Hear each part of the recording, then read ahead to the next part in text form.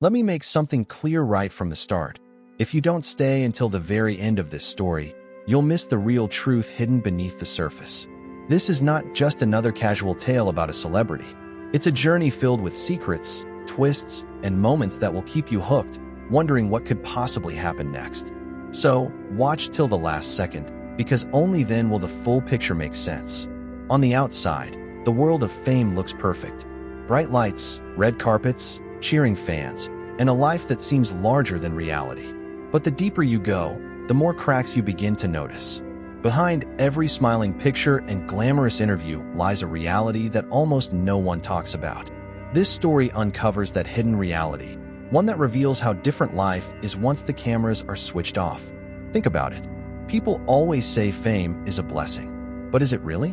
A celebrity walks out of their home and the world screams their name. Yet the moment they close the door behind them, silence hits harder than anything else. That silence becomes their biggest battle. It's in that loneliness where the truth begins to show, and that's where this story takes you, into the spaces that no magazine cover or social media post could ever capture. And just when you think you've figured it all out, another twist will pull you back in. That's the beauty of this journey. It feels like a podcast or an interview at first, but it's not. It's me telling you everything directly, without interruptions, without cuts. You'll feel as if you're right here beside me, experiencing it in real time. Frank Sinatra. To the world, he was the voice of the century, a gentleman in a tuxedo, the man who could make any crowd fall silent with a single note. But beneath that polished image lived a side that terrified even the toughest people in Hollywood. Sinatra didn't just sing. He controlled, he intimidated, and he knew exactly how to use fear as his second instrument. Reporters quickly learned what it meant to cross him. A journalist from the New York Post once wrote a piece that painted Sinatra in an unflattering light. That same night, the reporter's phone rang. A cold voice whispered only one thing: "Don't let your daughter walk to school alone anymore." By the next morning, the article had vanished from the papers. No one asked questions, because everyone knew the warning came courtesy of Sinatra's mafia connections. Even Johnny Carson, usually calm and composed, couldn't hide his disgust. He once admitted to Ed McMahon, "People hear him sing and think he's an angel. I sat beside him and saw a demon in a suit, with an army of darkness behind him." And if Sinatra spread fear through mafia power, Shelley Winters did it in her own chaotic way. Unlike Sinatra's cold threats, Winters brought terror straight onto the stage. She turned interviews into battlegrounds, lashing out at colleagues, exposing scandals, and humiliating people in front of live audiences. Carson hated it. For him, every appearance she made wasn't entertainment. It was a public trial, with her rage as the judge and jury. This wasn't just Hollywood drama. It was a cycle of fear, power, and destruction that shaped the very culture of the industry. Sinatra silenced the press. Winters silenced dignity. And Carson had a front-row seat to all of it. If Shelley Winters was chaos personified, then Bette Davis was cruelty at home. To the public, Davis appeared as the perfect mother.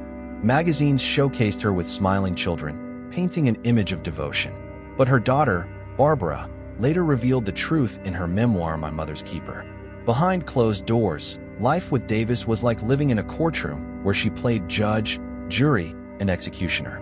Barbara recalled being locked in a dark room for hours simply because she dared to talk back.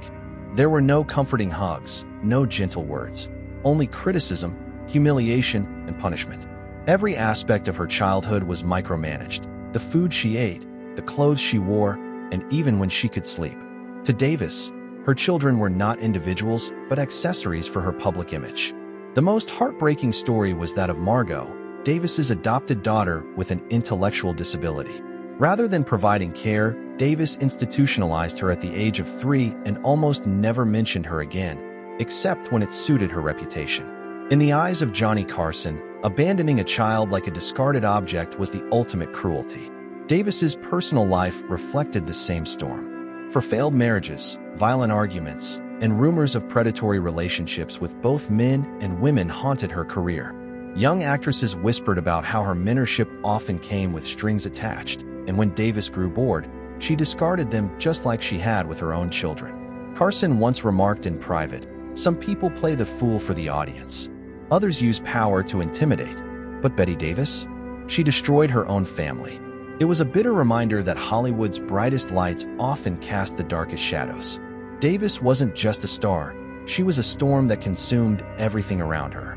From cruelty at home, Johnny Carson's blacklist moved to the fall of a national treasure, Mickey Rooney. To millions, Rooney was the eternal boy next door, the shining star of the Andy Hardy films that made him America's darling. Time magazine once called him the nation's youthful hero. But Carson, who hosted him several times, knew a very different man. By the 1970s, Rooney would often stumble onto the Tonight Show stage drunk, his shirt stained, his tie crooked. Instead of charming stories, he would launch into crude jokes and tales of sexual exploits that left audiences silent. Carson, a master of control, had to grit his teeth while saving the broadcast from disaster. Backstage, the situation was far worse. Female staff dreaded his presence. Rooney grabbed arms, whispered lewd remarks, and sometimes brought young women to tears. Rumors swirled of him luring teenage girls under the guise of tutoring only, to trap them in uncomfortable situations. Hollywood whispered, but the press stayed silent. He was too beloved, too iconic to expose. His personal life mirrored his professional decline. Rooney married 8 times, fathered 9 children, and left behind a trail of broken homes. His children spoke of violence, neglect, and the constant stench of alcohol. Son Tim once recalled, "My father was never there for us, just arguments, crying, and drunken nights." Even Ava Gardner, his first wife, described him as a handsome nightmare. Gambling, drinking, and reckless affairs destroyed every chance at stability. Carson once confided, "I had to sit there and smile at a man I knew made women cry off stage." No legend deserves that title if he lives so poorly. In Carson's eyes, Rooney was proof that Hollywood could build an idol, and just as quickly reveal the monster behind the mask. If Mickey Rooney represented Hollywood's fallen boy, then Zsa Zsa Gabor embodied its ruthless queen. Draped in diamonds, stepping on stage in lavish gowns, she dazzled audiences with her European glamour. But for Johnny Carson and his crew, behind the glitter was pure torment. Gabor's life was a series of strategic marriages, 9 in total. Each union was less about love and more about profit. Oil tycoons, European princes, businessmen, she treated husbands like stepping stones. "A man is only valuable if he brings more than the last," she once allegedly bragged. Divorce after divorce left her wealthier, each settlement another jewel in her crown. Her ambition was matched only by her volatility.